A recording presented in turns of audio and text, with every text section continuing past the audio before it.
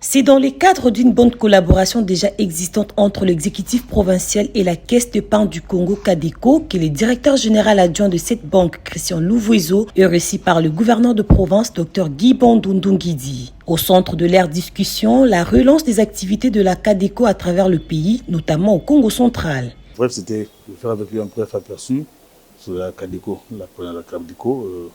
sur notre mission qui nous était assignée, de chercher à relever un peu la Cadeco.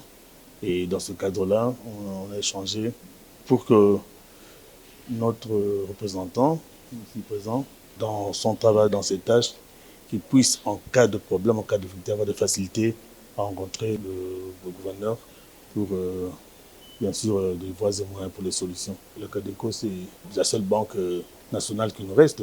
Elle est pratiquement installée dans toute la République. Alors partout, on cherche à relever la Cadeco, comme dans le Congo central. Elle est à Tchela, à Mwanda, à Boma, à Kimpangu, un peu partout là.